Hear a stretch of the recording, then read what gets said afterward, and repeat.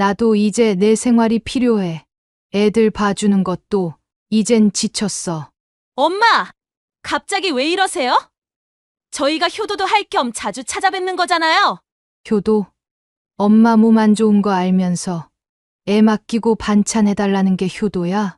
엄마! 워킹맘이 얼마나 힘든 줄 아세요?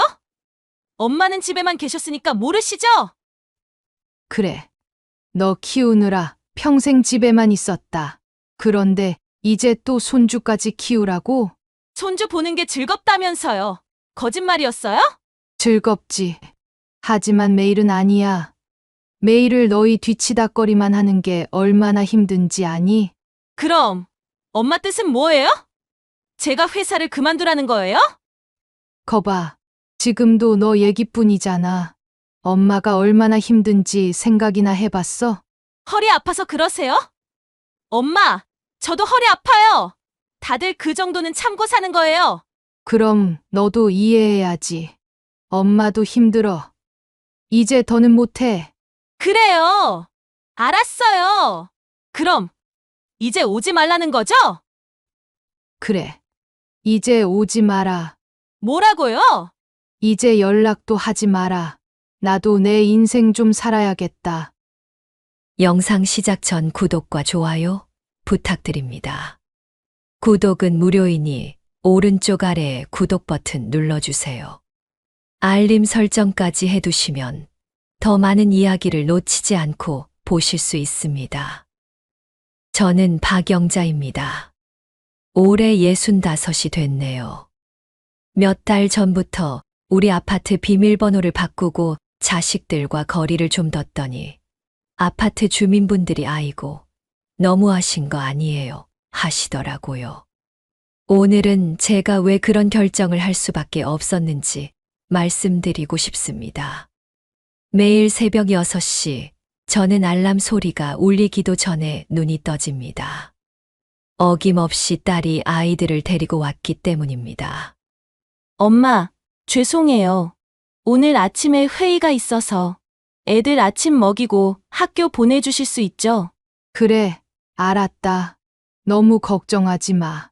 그렇게 딸은 아이들을 맡긴 채 서둘러 나가는 일이 일상다반사였습니다. 어린 손주들은 입맛이 없다며 밥도 잘 안 먹으려 하고 남자아이만 둘이다 보니 힘에 부칠 때가 한두 번이 아니었습니다. 등교 전쟁을 치르고 한숨 돌리나 했더니 며느리한테서 전화가 왔습니다. 어머님, 저번에 해주신 멸치볶음이랑 장조림 너무 맛있었는데 부탁 좀 드려도 돼요? 한숨이 절로 나왔지만 며느리 목소리가 어찌나 상냥한지 거절할 수가 없었습니다. 그렇게 장을 보러 나가는데 딸에게 전화가 왔습니다.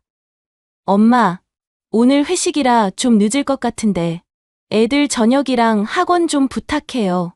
오후가 되니 현관 비밀번호 누르는 소리가 들렸습니다. 할머니, 배고파요. 오늘 간식은 뭐예요? 저는 이렇게 며느리 반찬 해주랴, 손주들 간식 챙기랴 밤늦게까지 쉴 틈이 없었습니다. 퇴근길에 들른 큰딸은 늘 그렇듯 소파에 기대 앉아 한숨을 내쉬었습니다. 엄마, 진짜 피곤해. 회사에서 오늘도 야근할 뻔했다니까요. 저녁상을 차리는 제 모습을 바라보던 딸은 9시가 다 되어서야 일어났습니다. 엄마가 계셔서 정말 든든해요. 고마워요, 엄마. 딸과 손주들을 집에 보내며 생각했습니다. 내 하루가 온전히 자식들을 위해 흘러가고 있다는 걸 말입니다. 그래도 내가 해준다고 하니까 자식들이 더 의지하는 걸 이제 와서 뭐라고 말을 하겠나 싶었습니다. 문득 텅 빈 거실을 보다가 옛날 사진첩을 꺼내보았습니다. 딸이 중학생, 아들이 초등학생이었을 때였죠. 그때도 정신없이 바빴던 시절이었습니다. 여보, 어쩌지? 이번 달은 애들 학원비가 좀 빠듯할 것 같아. 남편은 매달 월급날이면 한숨부터 쉬었습니다. 그래도 아이들 교육만큼은 제대로 시키고 싶었습니다. 여보, 제가 시장 김치 납품하는 일을 시작했어요. 벌써 몇 군데랑 얘기도 다 해놨으니까 너무 걱정 마요. 당신이 애들은 어쩌고? 아침 일찍 담그고 낮에 배달하면 돼요. 저녁엔 애들 챙길 수 있어요. 그렇게 저는 새벽 4시면 일어나 김치를 담갔습니다. 좁은 주방에서 혼자 버무리고 포장하고 아이들 도시락도 싸고 남편 출근 배웅하고 나면 바로 시장으로 달려갔습니다. 영자 씨 이번 주는 배추김치 10박스 더 부탁해요. 네, 알겠습니다. 내일 아침 일찍 가져다 드릴게요. 허리가 끊어질 것 같아도 웃으면서 답했습니다. 이렇게라도 해서 아이들 학원비를 벌어야 했으니까요. 그렇게 10년을 넘게 살았습니다. 딸이 대학교 합격했다는 소식을 들었을 때는 새벽에 담근 김치 위에서 얼마나 울었는지 모릅니다. 엄마, 나 됐어.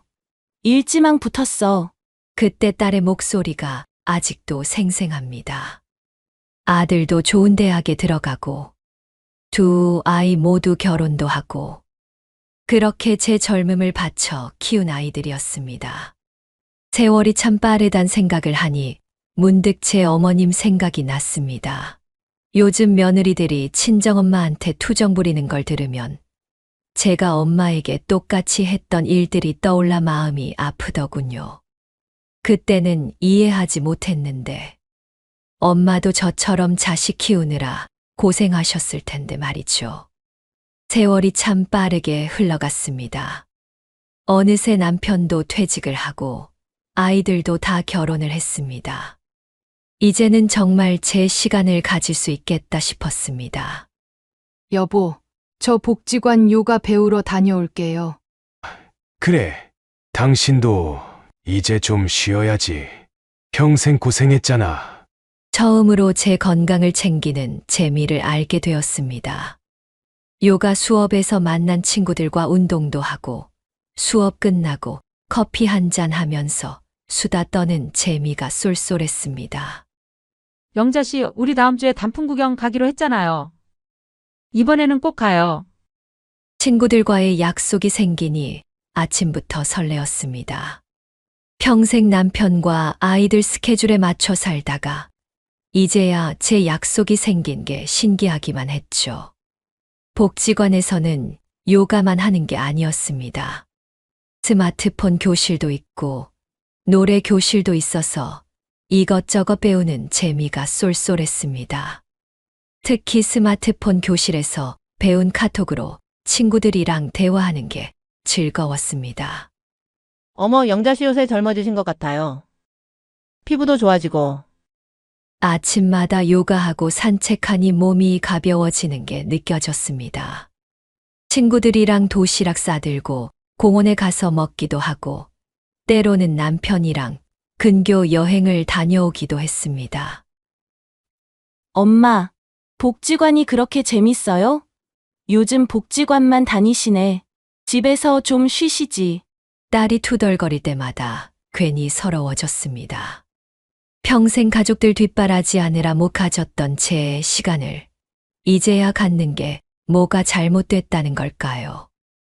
요가를 시작하고 2달쯤 지났을까요? 이제는 아침에 일어나는 게 기다려졌습니다. 더 이상 누군가를 위해 일어나는 게 아니라 제 자신을 위해 하루를 시작하는 기분이 참 좋았습니다. 남편도 제 변화를 좋아했습니다. 저녁에는 같이 드라마도 보고 주말에는 등산도 다니고 오랜만에 신혼 때처럼 둘만의 시간도 가질 수 있었죠. 한참 드라마에 빠져 있는데 며느리의 전화가 왔습니다. 어머님, 혹시 저희 애들 내일 좀 봐주실 수 있으세요? 그래, 데려와라. 거절하고 싶었지만 이미 입에서는 데려오라는 말이 나와 버렸습니다. 그렇게 또다시 시작된 손주 돌보기. 요가 수업도 빠지게 되고 친구들과의 약속도 하나 둘 미루게 되었습니다. 처음엔 한 번이겠지 했던 게 어느새 일상이 되어버렸습니다. 어머님, 지혁이가 어머님이랑 너무 친해졌나 봐요. 어머님 아니면 안 된다네요. 엄마, 애들이 할머니 집에 가는 걸 제일 좋아해요. 역시 친정이 최고라니까. 그런 딸과 며느리의 달콤한 말에 취해 있던 저는 그게 제 인생의 새로운 시작을 무너뜨리고 있다는 걸 미처 알지 못했습니다. 달력을 보니 오늘은 복지관 친구들과 약속한 날이었습니다. 그런데 아침부터 며느리가 아이를 데리고 오는 바람에 벌써 약속을 3번이나 미루게 되었습니다. 어머님, 오늘 애기 좀 봐주세요. 미용실 예약이 있어서요. 거실은 금세 아이의 장난감으로 어질러졌습니다. 그렇게 손주를 돌보다 보면 어느새 저녁이고 설거지를 하고 있으면 딸이 퇴근길에 들르는 게 일상이 되어버렸습니다. 엄마, 오늘 반찬 뭐 했어요? 아, 냉장고에 반찬 하나도 없네. 엄마, 반찬에 집밥 먹고 싶었는데. 한숨이 나왔습니다. 며칠 전에 해준 반찬들은 다 어디로 갔을까요? 새벽부터 일어나 정성스레 담근 김치는 분명 큰 통으로 있었는데 허리 아픈 것도 참아가며 만든 청경채 무침도 이틀 전에 큰 그릇으로 했는데 이상했습니다. 어머님, 제가 반찬 조금 가져갔어요. 신랑이 어머님 반찬 너무 좋아해서요. 며느리가 슬그머니 말했습니다. 지난번에도 제가 밤새 담근 김치를 통째로 가져갔습니다. 몇 번이나 적당히 가져가라고 했지만 며느리는 매번 통째로 가져가 버립니다. 내 정성을 알아주는 것 같아 기쁘면서도 한편으로는 이렇게 매번 빈 냉장고를 마주하는 게 서글퍼지더군요. 엄마, 이따 김서방이 데리러 온다는데 저녁 먹고 가도 되죠? 아직 설거지도 못했는데 딸은 벌써 남편에게 전화를 걸고 있었습니다. 저녁거리를 사러 마트도 가야 하는데 발이 천근만근이었습니다. 그래도 미리 얘기를 해주지 그랬니? 말이 채 끝나기도 전에 현관 비밀번호 누르는 소리가 들렸습니다. 사위가 퇴근길에 들른 것이었습니다. 우리 집 비밀번호가 온 가족의 공용 번호가 된 것 같았습니다. 장모님, 오늘은 뭐 해주시나요? 장모님 음식 정말 최고라니까요. 남편도 이제는 말이 없습니다. TV 소리도 제대로 들리지 않는 거실에서 한숨만 쉬고 있었습니다. 저녁을 먹고 설거지를 하고 있으니 딸이 슬며시 다가와 어깨를 주물러 주더군요. 엄마, 우리가 너무 폐를 끼치나. 난 그래도 엄마 그늘이 있어서 얼마나 다행인지 몰라요. 그 말을 듣는 순간 괜히 마음이 약해져서 아니야, 괜찮아. 라고 말하고 말았습니다. 그렇게 또 하루가 지나고 밤늦게까지 치우고 정리하다 보면 요가 선생님께 죄송하다는 문자 하나 보낼 기운조차 남아있지 않았습니다. 침대에 누워 천장을 바라보며 생각했습니다. 오늘도 못 간 요가, 못 만난 친구들. 내일은 꼭 가야지 하는 다짐이 공허하게 느껴졌습니다. 그날도 여느 때처럼 자식과 손주들을 챙기느라 정신이 없었습니다. 설거지를 하던 중 그만 허리에 찌릿한 통증이 왔습니다. 며칠 전부터 좋지 않았던 터라 다음 날 아침 일찍 병원에 갔죠. 의사 선생님은 제 MRI 사진을 보더니 고개를 절레절레 저었습니다. 많이 무리하셨네요. 디스크가 심각한 상태입니다. 당분간 허리를 쓰는 일은 절대 삼가셔야 해요. 처방전을 받아들고 돌아오는 길에 딸에게 전화가 왔습니다. 엄마, 내일 애들 좀 봐주실 수 있죠? 제가 급한 회의가 생겨서요. 미안해. 엄마가 허리가 좀 안 좋아서. 엄마, 그래서 애들 못 봐주신다고요. 저 진짜 중요한 회의라 빠질 수가 없는데. 자식들 귀에는 제 아픔보다 자기 일정이 지켜지지 못하는 게 중요했나 봅니다. 그래도 이번엔 정말 몸이 안 좋아서 거절했습니다. 처음 하는 거절에 딸은 투덜대며 전화를 끊어버렸지만 저는 끝내 딸이 마음에 걸려 손주들을 봐주기로 했습니다. 설상가상으로 며느리는 주말에 제주도 여행을 간다며 손주들을 부탁해 오는데 누구는 봐주고 누구는 못 봐준다 할 수가 없어 주말까지 손주들을 돌봐야 했습니다. 아픈 몸으로 손주들을 보는 게 안타까웠는지 남편이 걱정스러운 눈으로 저를 바라봤습니다. 여보, 이러다 당신 몸 버려. 이제 좀 단호하게 말해서 자기 자식은 자기들이 돌보게 하자고. 그렇게 약을 먹어가며 한 달을 버텼습니다. 어느 날은 앉지도 못할 만큼 허리가 아팠지만 자식들은 제 사정 따위는 아랑곳하지 않았습니다. 결국 장을 보다가 그만 쓰러지고 말았습니다. 눈을 떠보니 응급실이었습니다. 의사 선생님은 과로와 스트레스로 인한 실신이라 했고 당분간 절대 안정이 필요하다고 했습니다. 엄마, 이제 어떡해요? 애들은 누가 봐줘요? 제가 회사 그만둬야 하나요? 병실에 찾아온 딸의 첫마디였습니다. 그 말을 듣는 순간 왈칵 서러움이 올라왔습니다. 제가 쓰러진 게 문제가 아니라 손주를 못 봐주는 게 더 큰 문제인가 봅니다. 엄마가 아프시면 저희는 어떡해요? 애들 학원도 다 엄마 근처로 알아봤단 말이에요. 딸의 걱정 어린 목소리에 담긴 진심이 더 마음을 아프게 했습니다. 퇴원하시면 저희가 번갈아 가면서 들를게요. 애들만 계속 봐주세요. 네? 딸의 말에 며느리도 고개를 끄덕였습니다. 제 병수발은 뒷전이고 손주 돌보는 일부터 걱정하는 그들의 모습을 보니 속이 싸해졌습니다. 침대에 누워 천장을 바라보는데 지금까지 제 삶이 모두 거짓말처럼 느껴졌습니다. 이제는 달라져야 할 때가 온 것 같았습니다. 퇴원하고 일주일째 되던 날이었습니다. 아침부터 며느리가 아이를 데리고 왔습니다. 어머님, 좀 어떠세요? 아직은 좀 불편하시죠? 힘드신 건 아는데 애들 2시간만 부탁드려도 될까요? 아직 허리도 완전히 낫지 않아 거절하려는 찰나 현관문 비밀번호 누르는 소리가 들렸습니다. 딸이었습니다. 엄마! 오늘 회사에서 세미나가 있어서 애들 좀 부탁드려요. 저녁에 올게요. 순간 속에서 무언가가 확 올라왔습니다. 안 된다. 이렇게 불쑥불쑥 찾아와서 애들만 맡기고 가는 거 이제 하지 마라. 네? 뭐라고요? 나도 이제는 내 생활이 필요해. 애들 봐주기도 이제 지쳤어. 엄마! 갑자기 무슨 말씀을 하시는 거예요? 저희가 효도도 할 겸 자주 찾아뵙는 거잖아요. 애들도 초등학생인데 힘들게 하는 것도 없고요. 효도? 내가 말하는 그 효도가 뭔지 나도 한번 들어보자.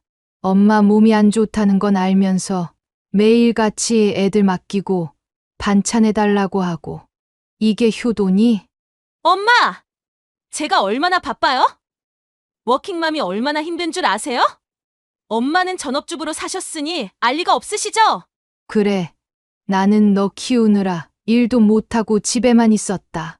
근데 지금은 나이 들어 편하게 살만 하니까 또 너희 뒷바라지 하라고? 내가 평생 너희 애들까지 키워야 하는 거니? 엄마! 그렇게 손주들이 부담스러우셨어요?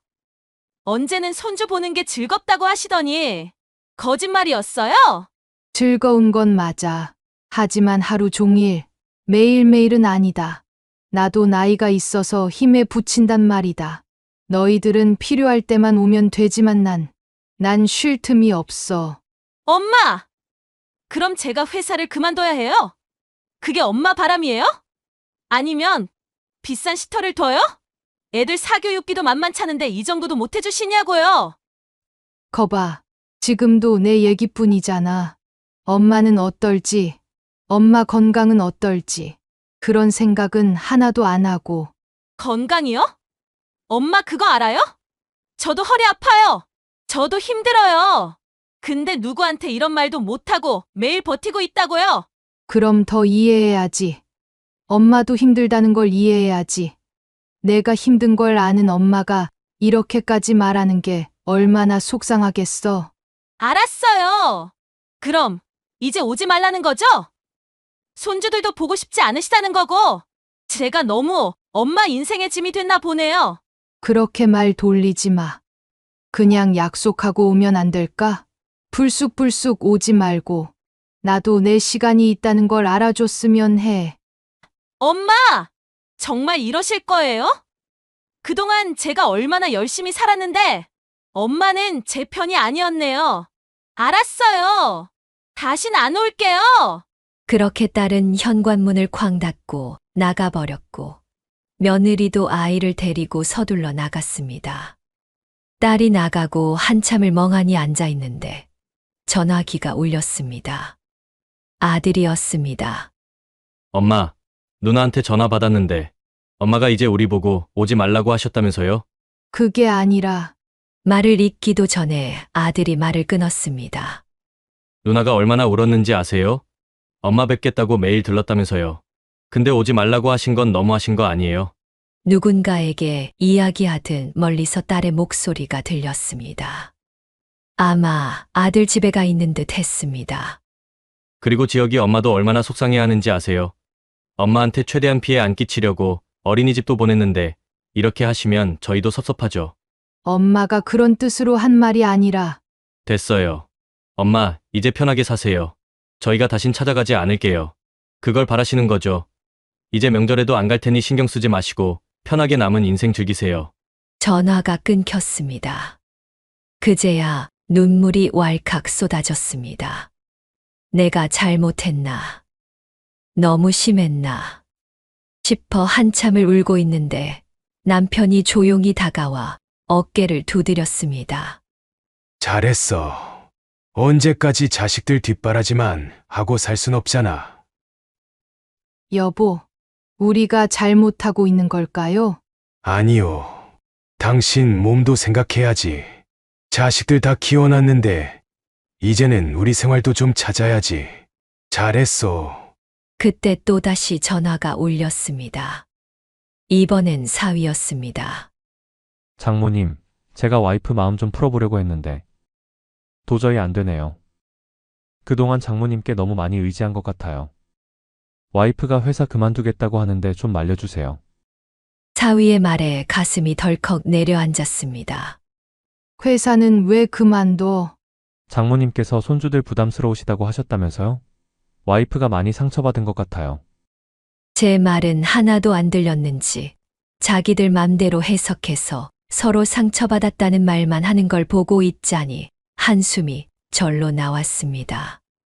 그날 밤 딸이 가족 단체 카톡방에 장문의 글을 올렸습니다. 엄마가 우리 보기 싫댔죠? 평생 엄마 속만 썩인 내가 잘못이지. 애들 맡기고 직장 다닌 게 죄지. 이제 다신 안 갈게요. 명절에도 생신에도 각자 알아서 보내는 걸로 알고 있을게요. 나는 이제 엄마한테 기대 안 할 거니까 엄마도 나한테 기대하지 마세요. 딸의 장문의 메시지를 읽고 휴대폰을 내려놓았습니다. 제 마음도 아프지만 딸의 마음은 더 아플 것 같아 가슴이 저려왔습니다. 하지만 이런 식의 감정적인 반응이야말로 제가 평생 자식들 앞에서 보여준 모습이었죠. 그래서 자식들이 저를 더 쉽게 생각했던 걸지도 모릅니다. 오랫동안 거실 소파에 혼자 앉아 창밖만 바라보았습니다. 어둠이 내린 창밖에는 가로등 불빛만이 외롭게 빛나고 있었습니다. 그 불빛을 보며 결심했습니다. 내일이면 현관 비밀번호를 바꿔야겠다고. 이제는 감정으로만 대처할 게 아니라 제 삶을 지키기 위해 단단한 선을 그어야 할 때라고 말입니다. 현관 비밀번호를 바꾸고 일주일이 지났습니다. 처음으로 맞이하는 조용한 주말 아침이었습니다. 남편이 텔레비전을 보는 동안 저는 베란다에 화분을 하나 올려놓았습니다. 딸이 결혼하던 해에 샀던 화분인데 그동안 손주들 돌보느라 잊고 있었네요. 여보, 오늘은 뭐 하고 싶은 거 없어? 네. 당신 하고 싶은 거 해요. 시간도 많잖아요. 말은 이렇게 했지만 혹시나 자식들에게서 연락이 올까 하는 마음에 자꾸 휴대폰만 들여다보게 되었습니다. 시계를 보니 평소 같았으면 며느리가 아이를 데리고 왔을 시간인데 조용한 거실에 앉아 커피 한 잔을 마시고 있자니 이상하게 마음이 좀 헛헛했습니다. 복지관에서 하던 요가 수업도 다시 나가보려 했지만 발걸음이 쉽게 떨어지지 않았습니다. 한동안 못 나간다고 하니 선생님께서 문자를 보내셨습니다. 영자님, 많이 편찮으세요? 얼른 요가 수업에서 뵐 수 있으면 좋겠습니다. 요가 선생님의 문자를 보고 한참을 망설였습니다. 요가를 시작할 때만 해도 일주일에 2번씩 빠지지 않고 나가던 수업인데 요즘은 자식들 때문에 몸도 마음도 지쳐서 도저히 갈 수가 없었습니다. 처음엔 손주들이 오지 않는 날에 맞춰서라도 나가보려 했지만 그마저도 여의치 않았죠.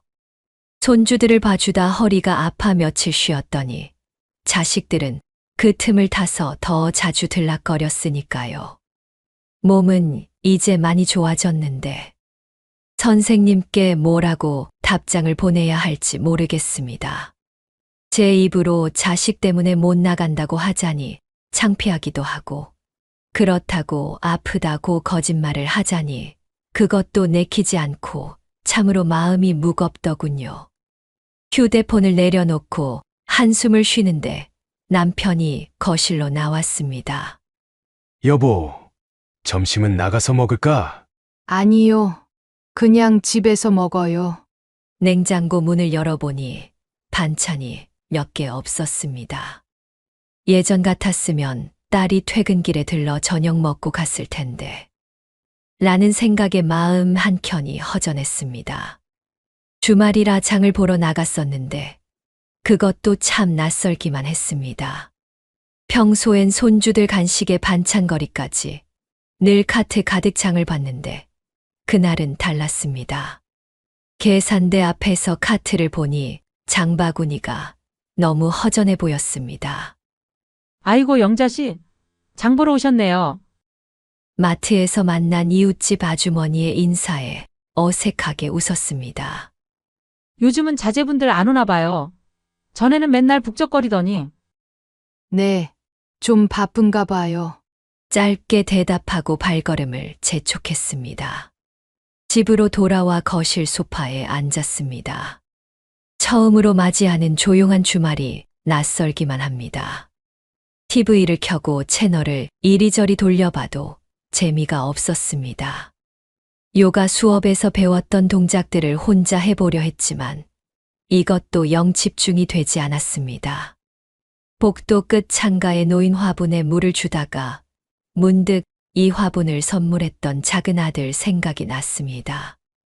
발코니에 나가 빨래를 개다가도 손주들 옷이 보이지 않으니 왠지 허전했습니다.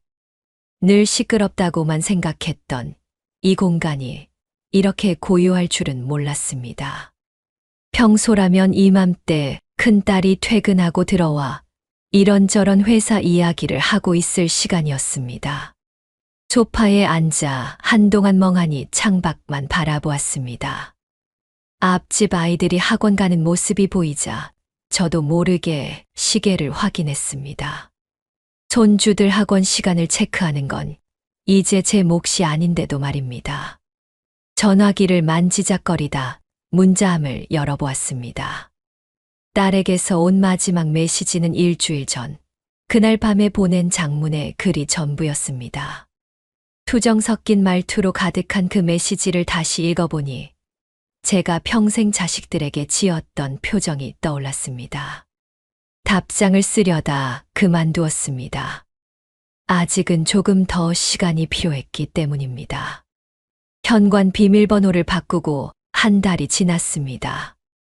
남편 생일이 다가오고 있었죠.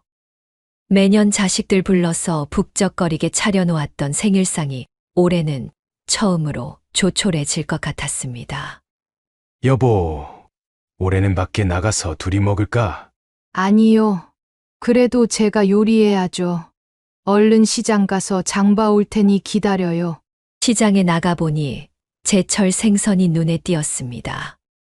평소 같았으면 큰 것으로 골라서 식구들 다 모여 먹으려고 했을 텐데 오늘은 작은 도미 한 마리를 집어들었습니다. 아이고, 영자씨. 남편 생일이라고 장 보러 나오셨구만. 근데 왜 이렇게 조금만 사요? 네. 올해는 조용히 지내려고요. 애들은? 다들 안 와요. 말문이 막혔습니다. 마음 한켠이 아려왔지만 얼굴엔 담담한 미소를 지었습니다. 집으로 돌아오는 길에 딸한테서 문자가 왔습니다. 엄마, 오늘 아빠 생신이죠? 근데 엄마가 우리 보고 오지 말라고 하셔서 저희가 어떻게 해야 할지 모르겠네요. 한참을 보다가 답장을 썼습니다. 그래. 너희들도 바쁠 텐데 신경 쓰지 마. 아들도 연락이 왔습니다. 어머니, 아버지 생신 축하 인사는 꼭 드리고 싶은데 아내랑 같이 잠깐 들러도 될까요? 매년 손주들이 초를 불고 자식들과 함께 노래 부르던 생일상. 올해는 그런 모습을 볼 수 없다고 생각하니 마음 한구석이 싸하게 아려왔습니다. 조촐한 생일상을 차리면서 문득 지난 날들이 떠올랐습니다. 매년 이맘때면 손주들은 할아버지 옆에 앉아 제잘거렸죠. 식탁이 터져나갈 듯 시끌벅적했던 그 순간들. 그리워하면서도 한편으로는 그때의 피곤함도 생각났습니다. 남편 앞에 상을 차려놓고 보니 모든 게 명확해졌습니다.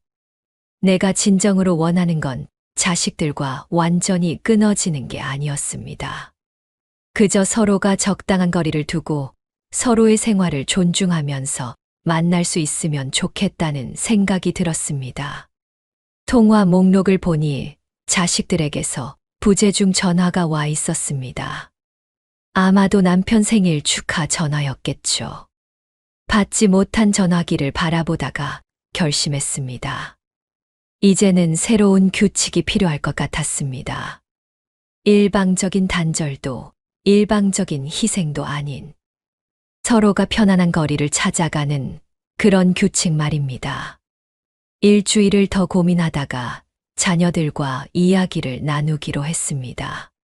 처음엔 문자로 할까 했는데 이건 꼭 얼굴 보고 해야 할 것 같아서 딸에게 먼저 연락했습니다. 통화 좀 할 수 있니? 네. 엄마, 말씀하세요. 시간 되면 잠깐 만나자꾸나. 근처 카페에서 딸을 만났습니다. 한 달 만에 보는 얼굴인데 왠지 더 야위어 보였습니다. 회사는 잘 다니고 있어? 네, 회사는 잘 다니고 있어요. 애들은? 애들도 잘 지내고 있죠. 회사 다니면서 애들 학원 시간 맞추는 게 보통 일이 아니더라고요. 평소였다면 그래서 내가 봐줄게 했을 텐데 오늘은 꾹 참았습니다. 엄마, 제가 너무했죠? 엄마가 아프신데도 제 얘기만 하고. 엄마도 잘못했어. 화가 나서 너무 심하게 말했나 봐. 그런데 딸아, 엄마가 하고 싶은 말이 있어. 네, 말씀하세요. 앞으로는 서로 약속하고 만났으면 좋겠어. 갑자기 와서 밥 먹고 애들 맡기고 그러지 말고 엄마도 이제 나이가 있잖니. 커피잔만 만지작거리던 딸이 고개를 들었습니다. 눈가가 붉어져 있었지만 이해한다는 듯 천천히 고개를 끄덕였습니다. 네, 엄마, 말씀이 맞아요. 제가 너무 엄마만 의지했죠. 그동안 제가 엄마를 너무 당연하게 생각했나 봐요. 회사 일한다고 저 편하자고 엄마를 너무 힘들게 했나 봐요. 죄송해요, 엄마. 손을 뻗어 딸의 손을 잡았습니다. 차가워진 커피를 한참 동안 마시며 이런저런 이야기를 나눴습니다. 오랜만에 서로의 마음을 이해하려 노력하면서 대화를 나누어서일까요? 묵직했던 가슴이 조금은 가벼워지는 것 같았습니다. 집으로 돌아오는 길에 아들한테 전화를 걸었습니다. 딸과 나눈 이야기처럼 아들 내외와도 차분히 대화를 나눠야겠다는 생각이 들었습니다. 다음 날 작은 아들 내외가 찾아왔습니다. 아들은 무뚝뚝하게 앉아 있었지만 며느리는 조심스레 제 눈치를 살폈습니다. 어머니, 저희가 너무 마음대로 했죠? 아니다. 괜찮아. 너희도 바빠서 그랬겠지. 그래도 이제부턴 서로 약속이 필요할 것 같아서 불렀어. 며느리가 어색하게 손끝을 만지작거리며 고개를 끄덕였습니다. 사실 어머니가 해주시는 반찬이 너무 맛있어서 신랑도 좋아하고 그러다 보니 욕심을 부렸나 봐요. 반찬도 해주고 손주도 보는 게 당연한 건데, 다만 이제부터는 서로 시간 약속하면서 지냈으면 해.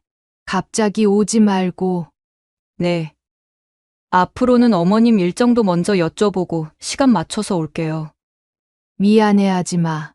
이제부터라도 서로 배려하면서 지내면 되니까. 아들이 무거운 목소리로 말했습니다. 엄마, 저희가 너무 엄마만 찾았죠. 아버지랑 둘만의 시간도 필요하실 텐데. 그래.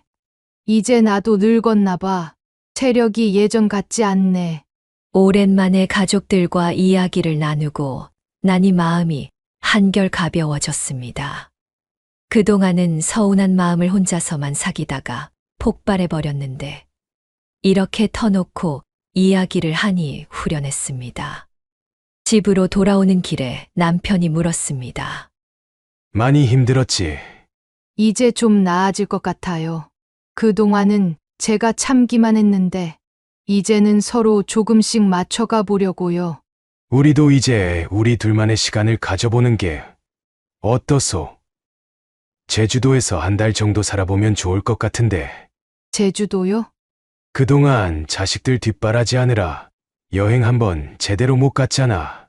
이참에 가보는 거지. 그래도 될까요? 우리도 이제는 우리만의 시간이 필요하지. 제주도 가기 전에 애들이랑 다 같이 밥이나 한번 먹을까? 남편의 얼굴에 오랜만에 환한 미소가 번졌습니다. 저도 모르게 따라 웃음이 나왔습니다. 이제야 진짜 해결책을 찾은 것 같았습니다. 한 달이 지나고 자식들과의 약속은 잘 지켜지고 있었습니다.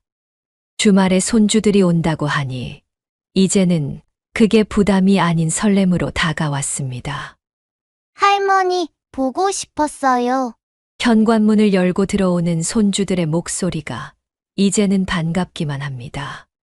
예전처럼 불쑥 오는 게 아니라 며칠 전부터 약속하고 오니 저도 마음의 준비가 되더라고요. 엄마, 저희 2시간만 있다 갈게요. 애들 학원 가기 전까지만요.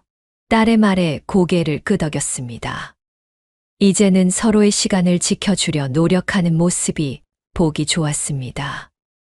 어머님, 저번에 해주신 장조림 너무 맛있었어요. 저도 좀 알려주세요. 며느리가 앞치마를 매며 부엌으로 들어왔습니다. 예전에는 완성된 반찬만 가져가더니 이제는 같이 하려고 하는 걸 보니 괜시리 뿌듯했습니다. 그래. 같이 해보자. 부엌에서 며느리와 함께 장조림을 하면서 이런저런 이야기를 나눴습니다. 요즘은 일주일에 한 번씩 자식들과 약속된 시간에 만나는데 이렇게 여유롭게 대화를 나누는 것도 처음인 것 같네요. 어머님, 친정엄마가 돌아가시고 나서 어머님을 더 의지했던 것 같아요. 그래서 가끔은 너무 무리하게 부탁드렸죠. 괜찮아. 이제는 서로 잘 지내면 되는 거지. 딸도 많이 달라졌습니다. 이제는 퇴근길에 불쑥 들르지 않고 미리 연락해서 약속을 잡습니다. 가끔은 남편과 단둘이 드라마 보고 있으면 문자가 오곤 해요. 엄마, 쉬고 계신데 죄송해요. 내일 들려도 될까요? 이런 문자를 받을 때마다 미소가 지어집니다. 그 시간 외에는 저희 부부만의 생활을 즐깁니다. 아침에는 공원을 산책하고 점심은 남편과 둘이 도시락을 싸서 먹기도 합니다. 요가 수업도 다시 나가기 시작했어요. 매주 화요일과 목요일은 제 시간으로 정했고 자식들도 그 시간에는 연락하지 않습니다. 한 달이 지나고 보니 서서히 자리를 잡아가는 것 같았습니다. 자식들도 약속한 날에만 오고 저도 제 시간을 가질 수 있게 되었죠. 남편과 이야기했던 제주도 한 달 살기. 이제는 실현해도 될 것 같았습니다. 드디어 여행날이 되어 짐을 꾸리면서 자식들에게 카톡을 보냈습니다. 엄마 아빠가 한 달 동안 제주도에 다녀올 거야. 걱정하지 말고. 메시지를 전송하기도 전에 카톡이 왔습니다. 엄마, 저희도 주말에 한번 내려갈게요. 시간 되시면 봬요. 어머님, 즐거운 여행 되세요. 저희는 걱정하지 마시고요. 예전에는 상상도 못했을 일들이 하나둘씩 현실이 되어가고 있습니다. 이제는 자식들도 저희의 시간을 인정해주고 저희도 자식들의 마음을 이해하게 되었으니까요. 남편과 제주도행 비행기에 몸을 기대고 창밖을 바라봤습니다. 구름 사이로 비치는 햇살이 참 따뜻했습니다. 육아와 살림에 파묻혀 살던 젊은 시절이 있었고 자식들 뒷바라지에 치여 살던 중년의 시절이 있었다면 이제는 진정한 저의 시간이 시작되는 것 같습니다. 여보, 저희도 이제 새로운 시작이네요. 창밖으로 석양이 물들어가는 하늘을 바라보며 남편의 손을 꼭 잡았습니다. 이제야 진정한 황혼이 시작되는 것 같습니다.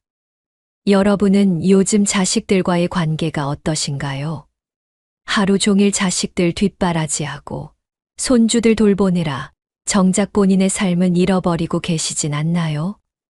저는 비밀번호를 바꾸는 큰 결심을 하고 나서야 깨달았습니다. 부모도 한 명의 인간이라는 걸 말입니다. 지금 당장은 자식들에게 서운한 마음이 크시겠지만 대화로 풀어가면 해결책은 나옵니다. 자식들도 우리의 마음을 알게 되더군요. 이제는 서로를 이해하고 배려하며 행복하게 지내고 있습니다. 여러분도 늦지 않았습니다.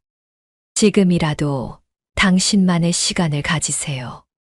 자식들을 위한 삶이 아닌 나를 위한 삶을 살아보세요.